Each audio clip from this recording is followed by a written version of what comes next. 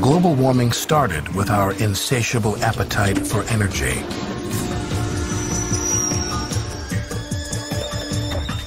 Every switch we flip, every plug, every button we push to turn something on inevitably leads back to a place like this.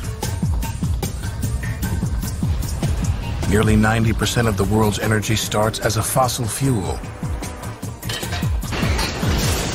Coal, oil, natural gas. But the chemistry of burning fossilized remains of prehistoric plants and animals is inescapable. Carbon dioxide. These three fuels combined are the single largest source of CO2 emissions pouring into the atmosphere.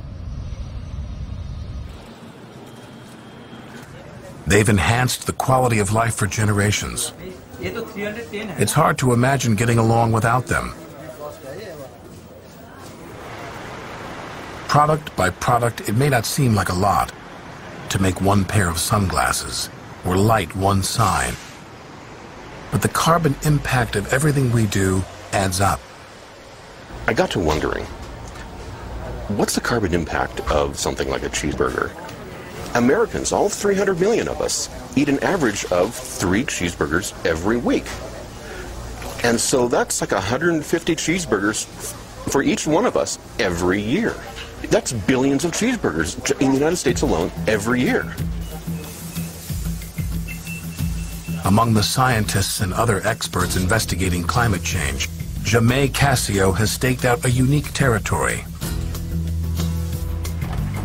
I had to be able to calculate the numbers, calculate the actual solid, numerical, quantitative footprint of a cheeseburger.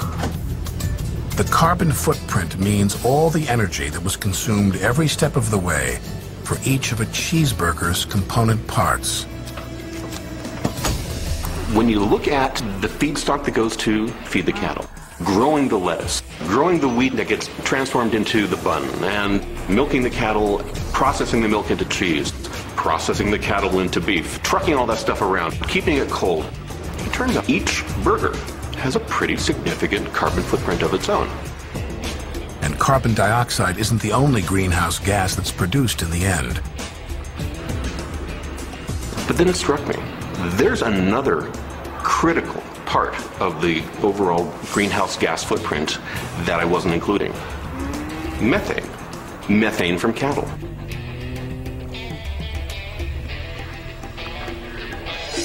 Well, the FDA calls it very politely enteric fermentation. It's what comes out of the cow. And methane, as it turns out, is the equivalent of at least 23 units of carbon dioxide. Add it all up, all those cheeseburgers, and all that CO2, and you've got a very big number. Pretty close to 200 million metric tons. 200 million metric tons of carbon dioxide equivalent just from cheeseburgers in the United States.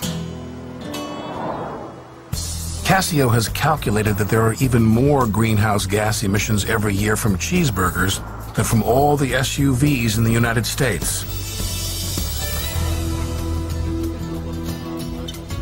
And this is just one kind of food. Think about all of the enormous variety of things that we purchase, we buy, we consume, and you realize that it's these everyday activities that are really the critical aspect of human activity leading to global warming.